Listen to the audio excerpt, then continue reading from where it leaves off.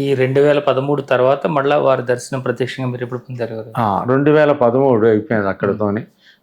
ఆ సంవత్సరం అంతా ఇంకా పరోక్షంగానే నాకు సమాధానాలు చెప్పారు తప్ప ప్రత్యక్ష దర్శనం అనేది కుదరలేదు. 2014లో ఒక పని మీద నేను అకోలా పట్టణానికి వెళ్ళడం జరిగింది. మహారాష్ట్రలో అకోలాలో అగ్రికల్చరల్ యూనివర్సిటీ ఉంది. ఆ పని మీద అకోలా వెళ్ళడం జరిగింది. అక్కడ నా పని అయిపోయింది. తర్వాత అక్కడనే షేగాం ఉందనే విషయం నాకు తెలుసు. ఒక 32 కిలోమీటర్ల దూరం.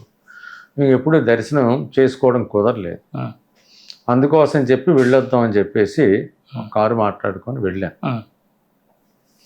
షిరిడీ సాయినాథుడికి ఎంతమంది భక్తులు ఉన్నారో ఈ షేగాంలో ఉన్న గజానన్ మహారాజు ఆయన కూడా అంతకన్నా ఎక్కువ మంది భక్తులు. చాలామంది అక్కడ వాళ్ళు ఆయన్ని గొప్పగా పూజిస్తారు. చాలా పెద్ద మందిరం, విపరీతమైన ఇన్కమ్. ఆ వచ్చిన డబ్బు ఆయన ఉన్నప్పుడు చెప్పాట, వచ్చిన డబ్బులు మాత్రం ఏ రోజుకి ఆ రోజు ఖర్చు పెట్టేయాలని చెప్పి ఆయన చిలిం పీడిస్తూ ఉంటారు. అలాగే ఖర్చు పెట్టారు. గుడి కాకుండా ఆనంద విహారం చెప్పేసి ఒక 25 ఎకరాల్లో కట్టారండి కాటేజెస్. ఎంత నీటి కాటేజ్, అంత నీటి కాటేజ్, శుభ్రంగా ఉద్యానవనం, పార్కు అన్నీ కూడా. అండ్ అక్కడ కూడా రోజుకి 15,000 మంది దాకా భోజనం చేస్తారు. పెద్ద వంటశాల, అంతా ఆటోమైజ్డ్, అంతా ఆటోమేటిక్. రొట్టెలు గిట్టెలు అన్నం అన్నీ కూడా ఆటోమేటిక్గా కరెంటు మీద గ్యాస్ మీద తయారైపోతూ ఉంటాయి. సో వెళ్ళాను. పైన ఆయన రామభక్తుడు, పైన రామ మందిరం, కింద గజానన్ మహారాజు సమాధి వెనక ఆయన యొక్క విగ్రహం కూడా పెట్టారు. బస్ట్ సైజ్ విగ్రహం, తలపాగా కట్టుకుని ఉన్నట్టు. పైన రాముడిని దర్శనం చేసుకున్నాను. కిందన వచ్చి గజానన్ మహారాజు గారి సమాధిని, ఆయన విగ్రహాన్ని దర్శనం చేసుకున్నాను. అంతా ఒకే చలువరాతితో కట్టింది, పైనుంచి కింద నుంచి పైదాకా. చాలా ఆనందానికి లోనయ్యాను. అంత వస్తూనే ఆనంద విహార చూశాను. రాకముందు ఆనంద విహార తగులుతుంది. తర్వాత గుడికి వచ్చాను. గుడికి వచ్చిన తర్వాత అంతా అయిపోయింది. ఇంకా దర్శనం అయింది. భోజనశాలకి వెళదామని భోజనం వైపు బయలుదేరా. ఇంకా టైం ఉంది కానీ బయలుదేరా.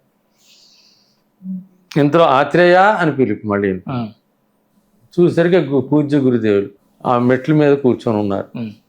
అయ్యో నా గురుదేవులు ఏంటి, నేను అనుకోకుండా దర్శనం వెంటనే వెళ్ళి సాష్టాంగ నమస్కారం చేసుకున్నాను. పూజ్య గురుదేవులు కూర్చోన్నారు, పక్కన కూర్చోబెట్టారు. ఎలా సాగుతుంది ఆ తత్వ సాధనలో సత్య శోధన? బాగానే జరుగుతున్నది గురువు గారు. మీరు ప్రత్యక్ష దర్శనం ఇవ్వకపోయినా పరోక్షంగా మీ నుంచి నాకు సందేశాలు వస్తున్నాయి, నా సందేహాలు తీరుతున్నాయి. ఎవరిని కలవాలో కూడా ఇండైరెక్ట్గా మీరే చెప్తున్నట్టున్నారు.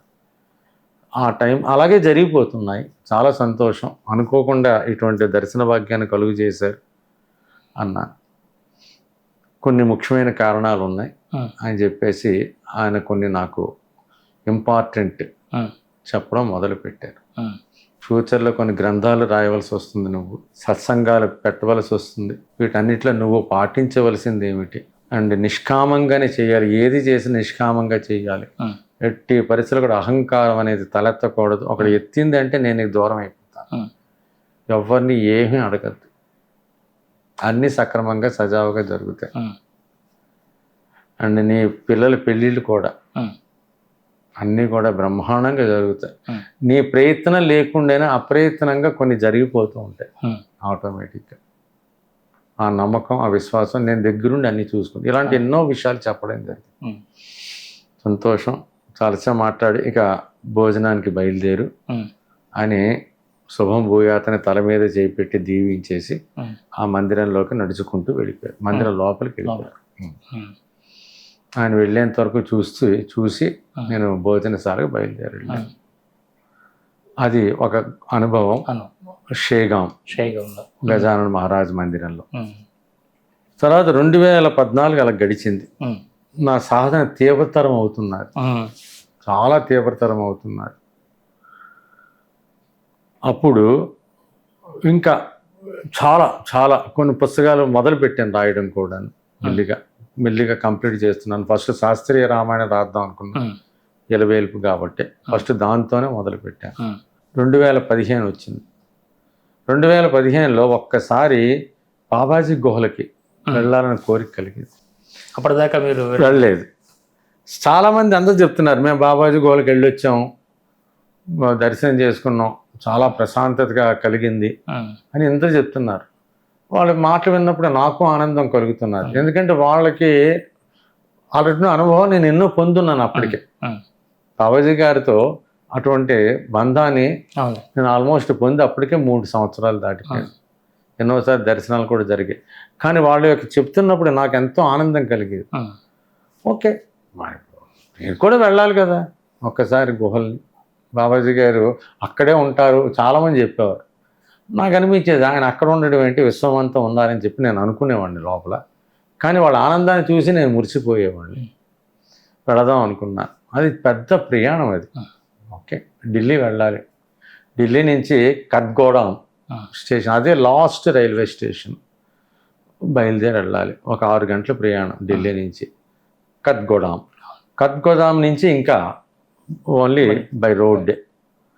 సో నైనిటాల్ మీదుగా వెళ్తుంది. ఓకే, అక్కడ నైనాదేవి ఉంటుంది, చాలా ఆహ్లాద ప్రదేశం. అండ్ అదే నైనాదేవి ఇది ఉత్తరాఖండ్, అదే నైనాదేవి హిమాచల్ ప్రదేశ్లో కూడా ఉంది. 2 నైనాదేవిలు ఉన్నాయి. ఇక్కడ 2 ముఖాలతో దర్శనం ఇస్తారు అమ్మవారు. సో వయా నైనితాల్ మీదుగా వెళ్ళాలి.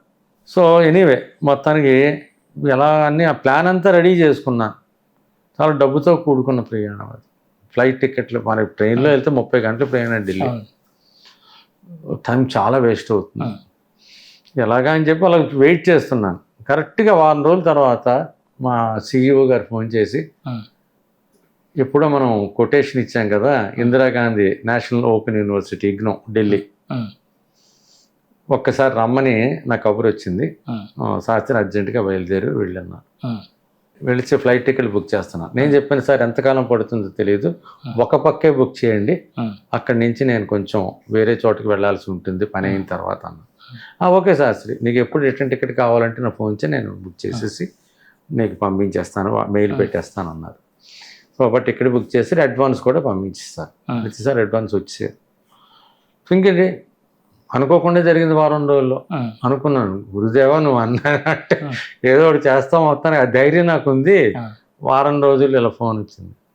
ఇంకా బయలుదేరి ఢిల్లీ వెళ్ళాను. ఇగ్నోలో 2 రోజులు పని అయింది. రిజిస్ట్రార్ గారితో అని వైస్ ఛాన్సలర్ గారితో 2 రోజుల్లో మా కొటేషన్స్ అన్ని బయట తీయడం. అది గవర్నమెంట్ది కాబట్టి అంత తొందరగా జరగవు పనులు. మొత్తానికి బయట తీశారు.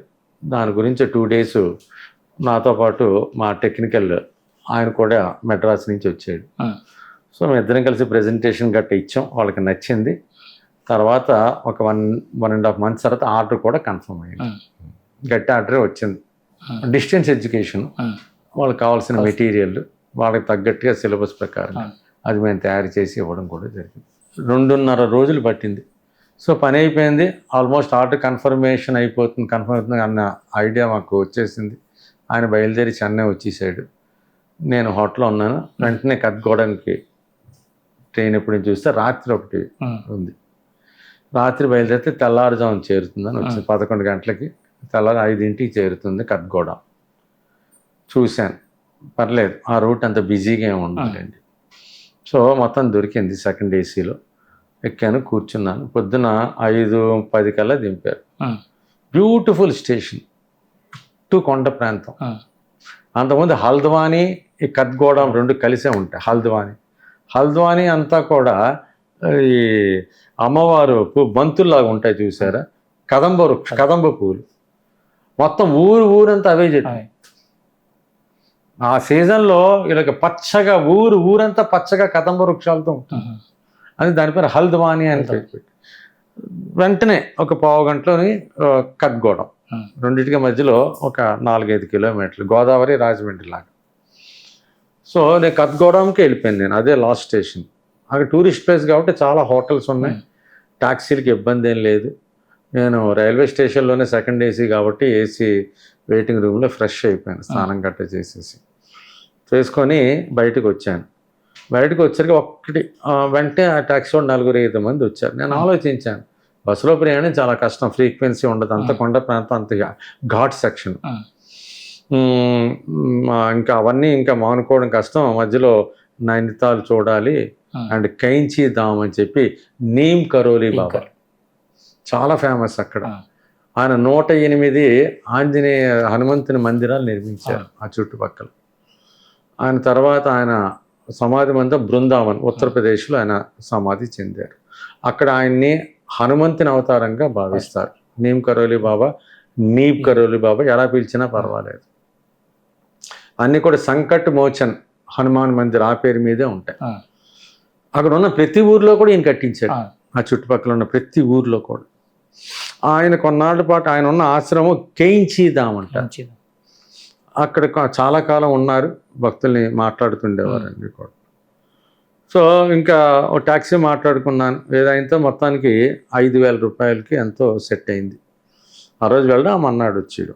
డ్రైవర్ చెప్పాను రాత్రిపూట స్టే చేద్దాం, నీ భోజనాలు గీజనాలు నేను చూసుకుంటాను, అన్నీ మాట్లాడుకుని ఒప్పుకున్నాను. మంచి డ్రైవర్లు, మోసం పోలీసులు కూడా వెంటనే ట్యాక్సీ నెంబరు, నా పేరు, నా ఆధార్ నెంబరు, వాడ ఆధార్ నెంబర్ అన్నీ తీసుకుంటారు. ఎందుకంటే 2 ఫారినర్స్ కూడా వస్తారు కాబట్టి. రాణికేతు చాలా important place, full army control. మొత్తం చుట్టుపక్కల ఎన్ని అయితే కంటోన్మెంట్స్ ఉన్నాయో ఎవరికి ఏ రోగులైనా సరే చాలా పెద్ద హాస్పిటల్, అందరు కూడా ఇక్కడికే వచ్చేస్తారు. Full equipped hospital Ranikhet. So వెళ్ళాం, బయలుదేరం కద్గోడం. బయలుదేరి ఫస్ట్ కొంత దూరం వెళ్ళంగానే ఒక ఆంజనేయ స్వామి గుడి కనబడింది, సంకటమోచన్ మందిర్. ఫస్ట్ ఆయన దర్శనం చేసుకుని, అది నీమ్ కరోలి బాబా కట్టిందే, ఆయన దర్శనం చేసుకున్నాం. దర్శనం చేసుకొని అక్కడే బయటకు వచ్చేసి అల్పాహారం తీసుకున్నాం. మందిరం బయటే బాగుంది, మంచి పెట్టాడు పూరీను కూర అని. బయలుదేరి వెళ్ళి మెల్లిగా నైనితాల్ మెయిన్ రోడ్ నుంచి ఒక 9 కిలోమీటర్ల లోపలికి వెళ్ళాలి. సో అక్కడ ఏ ట్యాక్సీలో చూసినా నీమ్ కరోలి బాబా గారి పాదుకలే ఉంటాయి. అక్కడ అందరూ ఆయన భక్తులే. ఆ ట్యాక్సీ ముందు డాష్ బోర్డ్ మీద కంపల్సరీ ఆయన పాదుకలు, వెండివో ఏదో ఒకటి పెట్టుకొని అందరూ ఆయన భక్తులే, అంతా పూజించారు ఆయన. సో నైనిటాల్ అమ్మవారు వెళ్ళాను అండ్ సరస్సు వెనకాతల మందిరం. ఒక గంట సేపు పట్టింది, జనం గట్టిగానే ఉన్నారు. అక్టోబర్ నెల కాబట్టి కొంచెం వాతావరణం చలి కాకుండా ఇటు కాకుండా ఉంది. సో అమ్మవారిని దర్శనం చేసుకొని ఇంకా మళ్ళీ ముందుకు బయలుదేరం. కైంచి ధామ్ వచ్చింది. కైంచి ధామ్లో ఒక్కసారి పెద్ద ఆశ్రమం కాదు, చిన్న ఆశ్రమమే, కానీ అక్కడ చాలా కాలం ఉన్నారు. అన్ని మందిరాలు ఉన్నాయి, రాముల వారిది, దుర్గాదేవిది, వినాయకుడిది, అన్ని మందిరాలు, అన్నీ పాలరాతితో చేసినవి. అది దర్శనం చేసుకున్నాం. అక్కడే భోజనం చేసాం. భోజనం చాలా బాగా పెట్టారు. తర్వాత బయలుదేరాం, రాణికే చేరుకున్నాం. సాయంకాలం 5:30, 6 అయిపోయింది. అంత ఘాట్ సెక్షన్. 6ంటికి వెళ్ళాం. ఆయన ఒకసారి రాణికే చూపెడతాను చూడండి అన్నాడు. ఇంకా చీకటి పట్టే సమయంలో మొత్తం రాణికేత్ అంతా, దాన్ని క్వీన్స్ మేడో అంటారు, రాణి గారి తోట. సో అంత అందంగా ఉంటుంది. రాణి గారు కొన్నాళ్ళు ఉండేవారు. క్వీన్ ఎలిజబెత్ ఇండియా వచ్చినప్పుడల్లా ఈ రాణికేతులో కొంతకాలం గడిపేవారు, అందుకని క్వీన్స్ మెడోస్ అంటారు. సో అక్కడికి వెళ్ళాను, రాణికేత్ దర్శనం చేసుకుని ఎక్కడ చూసిన ఆర్మీ వాళ్ళు, మిలిటరీ వాళ్ళు, కంటోన్మెంట్స్. అక్కడ 3 కంటోన్మెంట్స్ ఉన్నాయి. ఒకటి నాగా కంటోన్మెంట్, ఇంకొక కంటోన్మెంట్ పేరు ఉంది. 3 కంటోన్మెంట్లు కూడా రాణికేతులో ఉన్నాయి. సో మొత్తం అన్నీ చూపించాడు బ్యూటిఫుల్గా, హాస్పిటల్ అన్నీ చూపించిన తర్వాత, సార్ బయలుదేరదామా, ద్వారాహట్లో స్టే చేస్తారా లేకపోతే ఇక్కడ స్టే చేస్తారా? అప్పటికే చీకటి పడింది. డ్రైవర్ రెడీగా ఉన్నాడు యాక్టివ్గా, ఆయన కూడా అలసిపోయాడు ఘాట్ సెక్షన్లో. లేదు రాణికేతులో స్టే ఇచ్చారు. ద్వారాహట్లో అయితే యోగద సత్సంగ సొసైటీ వాళ్ళ ఆశ్రమం ఉంది, కొన్ని గదులు కూడా ఉన్నాయి. అక్కడ స్టే చేస్తానన్నా పర్వాలేదు, కానీ దొరుకుతాయో దొరకవో తెలియదు. చూసారు ఇప్పుడు ఎంతమంది జనం ఉన్నారు, నైనిటాల్లో ఉన్నారు, కైంచి ధామ్లో ఉన్నారు. సో అక్కడ కూడా ఉండొచ్చు. మరి రూమ్ దొరకకపోతే చిన్న చిన్న హోటల్స్లో ఉండాలి, పెద్ద ఊరేం కాదు ద్వారాహట్. ఇంకెందుకులే అని చెప్పి, ఎంత అంటే పర్లేదు సార్, మనం తొందరగా బయలుదేరితే 1:40 వెళ్ళిపోవచ్చు. పర్లేదు, చాలా టైం ఉంది కదా అని రాణికేతులని నందాదేవి హోటల్లో స్టే చేశాను. పొద్దున్నే నాకు 5ంటికే మెలకు వచ్చింది. కొంతసేపు ధ్యానం చేసుకున్నాను. 6:30 ప్రాంతంలో కిందకి దిగిపోయాను. అప్పటికే డ్రైవర్ లేచిపోయి స్నానం చేసి శుభ్రంగా కారు అంతా క్లీన్ చేసి పెట్టుకున్నాడు. సో బయలుదేరాం. ద్వారాహట్టు చేరుకున్నాం 1:40 అని చెప్పినట్టుగా. సో అక్కడి నుంచి యోగదా సత్సంగం బయట నుంచే చూశాను నేను. లోపల జనం ఉన్నారు, జనం అంతా కూడా మళ్ళీ బయలుదేరుతున్నారు గుహలు చూడడానికి. వాళ్ళదే ట్రాన్స్పోర్టేషన్ కూడా ఉంది, తీసుకెళ్ళి వదిలేసి ఆ బ్యాచ్లకి తీసుకెళ్తాం. వాళ్ళు అక్కడి నుంచి దిగి వచ్చిన వాళ్ళని కుక్కుచిన దాకా తీసుకెళ్తాం. కుక్కుచిన నుంచి నడవాలి, అందుకోసం వీళ్ళు దింపేలోగా వాళ్ళు వస్తారు, వాళ్ళని ఎక్కించుకొని మళ్ళీ వెనక్కి రావడం, కొత్త వాళ్ళు తీసుకొని అలాగ షటిల్ చేస్తుంటారు. ఎనీవే కారు ఉంది కాబట్టి మంచి పని చేసానేమో అనుకున్నాను. సో ద్వారాహట్లో అల్పాహారం తీసుకొని కుక్కుచిన వెళ్ళాం. కుక్కుచిన ట్రెక్కింగ్ ఏరియా అంటారు, అది చాలామంది ట్రెక్కింగ్ చేస్తూ ఉంటారు. సో అక్కడ దిగి డ్రైవర్ అన్నాడు, చాలా కార్లు ఉన్నాయి సార్, ఇక్కడ నేను పార్క్ చేసుకుంటాను, మీరు వెళ్ళండి, కంగారేం లేదు, మెల్లిగా దర్శనం చేసుకుని రండి, రాత్రికి కదా వెళ్ళాల్సింది కద్గూడెం, మంచివాడు డ్రైవర్, పర్వాలేదు అన్నాడు. సో అక్కడి నుంచి మెల్లిగా నడక ప్రారంభించాను. అందరు నడుస్తున్నారు, నేను నడుస్తున్నాను.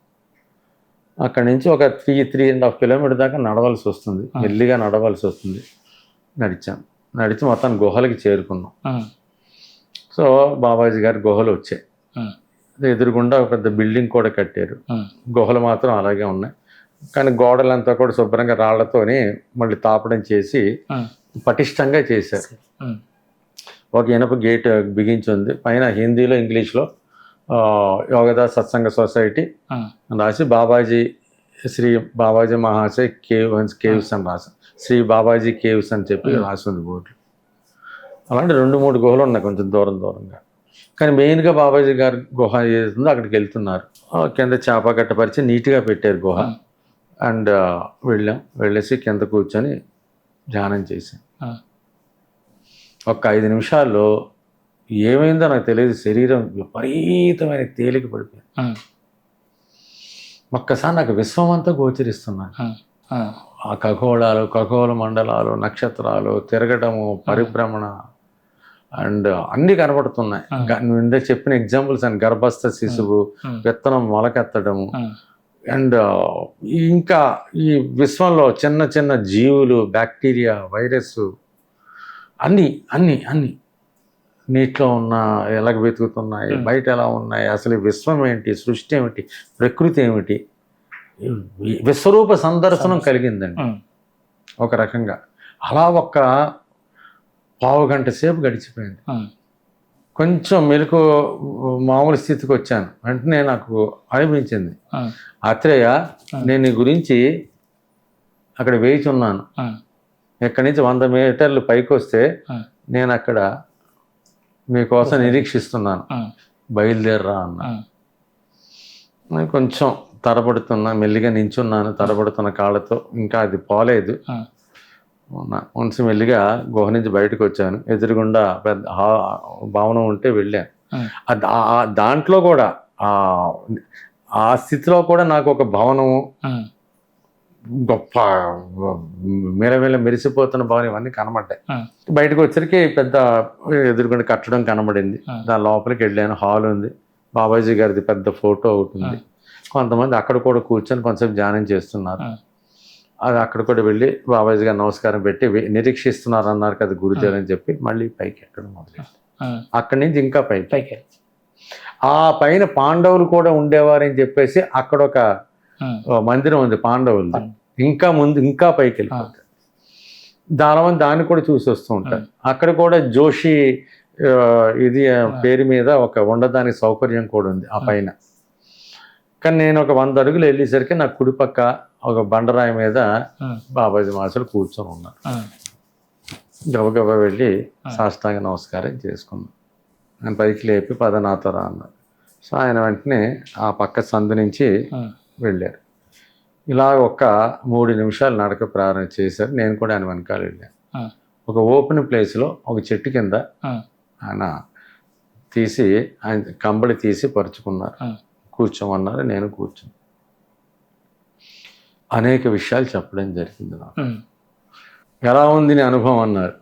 నాకు భయం ఏంటంటే అనుభూతి పొందానంటే మళ్ళీ నా సమక్షంలో నువ్వు పొందలేమంటావు నా భయం అని ఎందుకో నేను అనుకున్న దానికి అర్థమైపోయింది. నువ్వు అటువంటి దిగులు నేను అడగకుండానే చెప్పి అటువంటి దిగులు చెందొద్దు. ఇప్పుడు నువ్వు పొందిన అనుభూతి పొందుతున్నప్పుడు నేను నీ దగ్గర లేను కదా సమక్షంలో. ఇక మీదట ఆ షరతు తీసివేయబడింది. నేను లేని సమయంలో కూడా నువ్వు సవికల్ప సమాధి, నిర్వికల్ప సమాధి స్థితిని పొంది ఆ శక్తిని నీకు ప్రసాదిస్తున్నాను అన్నారు. కళ్ళముట నీళ్లు. మళ్ళీ ఒక్కసారి వంగుని పూజ్య గురుదేవుల పాద పద్మాలకు నమస్కారం చేసుకున్నారు. చాలా సంతోషం. ఆత్రేయ, నీ బాధ్యత పెరుగుతున్నది. నువ్వు ఎలాగ ఉండాలో అలా ఉండు. నీలో మార్పు అనేది నాకు అవసరం లేదు. నాకు కావాల్సిందల్లా నీ భావంలో మార్పు, నువ్వు ఆలోచించే విధానంలో మార్పు. అల్టిమేట్గా ఆత్మానందాన్ని, ఆత్మానుభూతిని పొందాలి. అప్పుడు మనస్సు, బుద్ధి, అహంకారము, చిత్తము, వాటి ప్రభావము, ఏది అడ్డంకి, అరిషడ్ వర్గాలు, ఈషణత్రయాలు, వాటి ప్రభావం ఎలా ఉంటుంది, ఎలా ఆధ్యాత్మిక సాధనను అడ్డుకుంటూ ఉంటాయి. ప్రతి చిన్న చిన్న దానికి భయపడిపోవడం, ఆందోళన పడిపోవడం, సమస్యను పక్కన పెట్టి పారిపోవడం, కర్తవ్యాన్ని వదిలించుకోవడం, అండ్ ఆ పనికిరానివన్నీ కూడా నెత్తినేసుకోవడం, ఇతరులతో అనవసరమైన డిబేట్స్ చేయడం, ఆ వాతావరణం మనకు పడదు అన్నప్పుడు ఇంకా అక్కడి నుంచి వెళ్ళిపోవడం, అనవసరంగా నీ జ్ఞానాన్ని రుద్దడానికి ప్రయత్నం చేయడం, అలాంటివి చిన్న విషయాలు చెప్పారు. నువ్వు ఎన్ని దండాలు పెట్టినా, ఎన్ని దండాలు పట్టుకున్నా తెలుసుకోవలసిన సత్యం. భుజం మీద ఎన్ని కర్రలు వేసుకొని నువ్వు తిరిగినా, ఒక కర్రలో, 2 కర్రలో, 3 కర్రలు వేసుకొని తిరిగినా, దండాలు పట్టినా, దండాలు పెట్టినా అసలు సత్యాన్ని తెలుసుకోవడమే పరమావధి. చాలా క్లియర్గా చెప్పేశారు.